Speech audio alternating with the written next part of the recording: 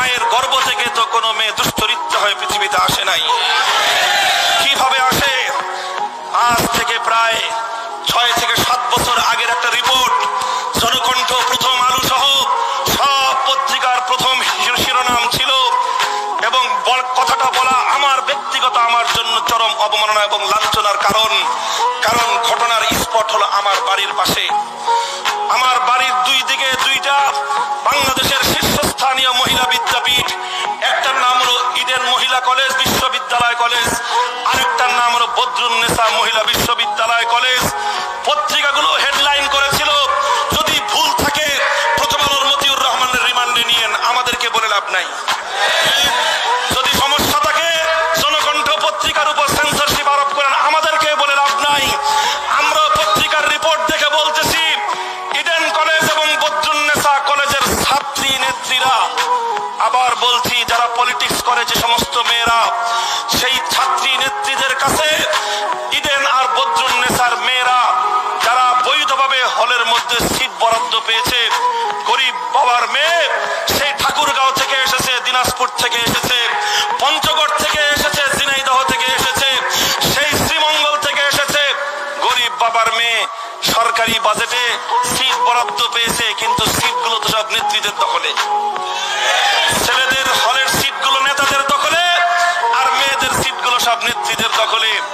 ওদের কাছে গিয়ে অনুনয় বিনয় করে যে আমার তো বাবার খরচ দিয়ে ঢাকার শহরে হোস্টেলে থাকা সম্ভব না, হোস্টেলে একটা ছাত্রী হোস্টেলে থাকতে হলে 4 থেকে 5 হাজার টাকা ভাড়া দিতে হবে মাসে, সেই সুযোগ আমার নাই, সামর্থ্য আমার নাই, আমাকে সরকারিভাবে আমার নামে বরাদ্দপ্রাপ্ত সিটটা খালি করে দেন।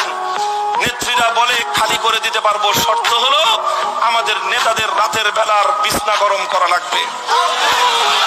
লজ্জায় মাথা নত হয়ে আসে আল কোরআনকে নিয়ে তাফসীরুল কোরআন মাহফিলে কথা বলতে, কিন্তু আমরা বাধ্য হয়েছি আমার জাতির বাস্তব চিত্র আপনাদের সামনে তুলে ধরতে। যদি মিথ্যা বলে থাকি ফাঁসির কাস্তে ঝুলবো, কোন আফসোস আমাদের নাই। প্রথম আলো, জনকণ্ঠ সহ জাতীয় পত্রিকাগুলোর রিপোর্ট আজও পর্যন্ত বিদ্যমান। আমার লালবাগের কোন নেতার নাম সেখানে আছে, নেতার নামটাও বলতে পারি আমি, কিন্তু আমি নামটা বলবো না, কারো ব্যক্তিকে আক্রমণ করা আমার উদ্দেশ্য নয়। আমি এই সমাজ ব্যবস্থার অসঙ্গতি আর পতনের দুয়ারটা আমি চোখে আঙ্গুল দিয়ে দেখিয়ে দিতে চাই।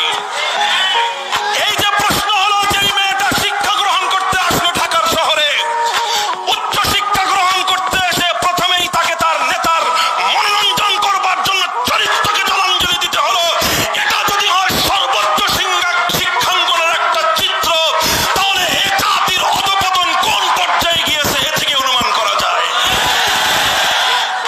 মুহতারাম হাজিরিন, এর আগের ঘটনা, জাহাঙ্গীরনগর বিশ্ববিদ্যালয়ের পবিত্র ক্যাম্পাস, বাংলাদেশের শীর্ষস্থানীয় একটা বিশ্ববিদ্যালয়, সেই বিশ্ববিদ্যালয়ে একটা সেঞ্চুরি উদযাপিত হয়েছিল।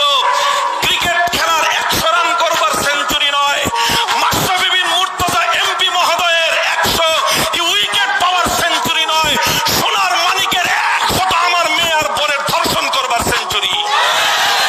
এই তো হলো আমাদের উন্নতির চিত্র, কথা ঠিক না বেঠিক? আমি বলতে চাই সমস্যাটা এই জায়গায়। কোন জায়গায়? আল্লামা আহমদ শফী হাটহাজারীর মসজিদে বসে যে জায়গাটাকে চিহ্নিত করেছেন, সেটা হলো এই যে আমাদের সমাজের মধ্যে কম্বাইন্ড এডুকেশন নামে, সহশিক্ষার নামে, কো এডুকেশনের নামে ছেলে আর মেয়েদের উঠতি বয়স থেকে ফ্রি মিক্সিং এর যে ব্যবস্থা রাষ্ট্রীয় আয়োজনে করা হয়েছে, এটাই হলো মুসলমানদের আগামী চরিত্রকে ধ্বংস করবার হাতিয়ার। গরম ভাতে বিলাই বেজার, গরম ভাতে বিলাই বেজার হবেই। কুলিল হাক্কা ওয়ালাউ কানা মুররান, সত্য কথা বললে কোথাও কোথাও অ্যালার্জির চুলকানি হবেই, কিন্তু তোমাকে সত্য কথাটা বলতে হবে, আর না হলে ওই অ্যালার্জির চুলকানি গোটা সমাজের মধ্যে সংক্রামিত হয়ে যাবে। আজ আল্লামা আহমদ শফী অকপটে জাতির অভিভাবকের মসনদে বসে সত্য কথাটা বলে দিয়েছেন। ক্ষিপ্ত হয়ে গেছে তোমরা আল্লামা আহমদ শফীর বিরুদ্ধে, কিন্তু যুক্তি দিয়ে ওনার কথা খণ্ডন করবার হিম্মত তোমাদের নাই।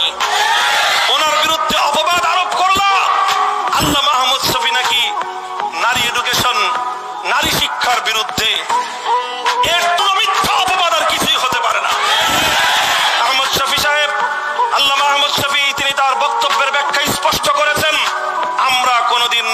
শিক্ষার বিরুদ্ধে না, আমরা নারী শিক্ষার বিরুদ্ধে হতে পারি না।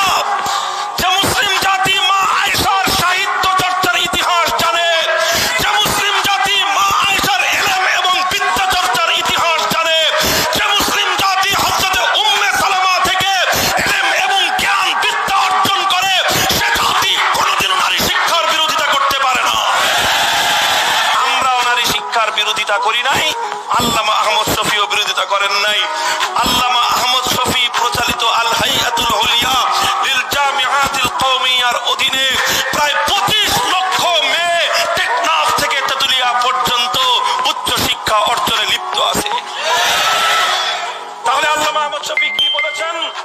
আল্লামা আহমদ শফী যেটা বলেছেন সেটা হলো এই, ছেলে আর মেয়েদেরকে সহশিক্ষার মাধ্যমে ওদের চরিত্র ধ্বংস করবার এই বিপজ্জনক খেলা বন্ধ করেন। এটাই হলো আমাদের প্রস্তাব। আমরা দেশের নাগরিক হিসাবে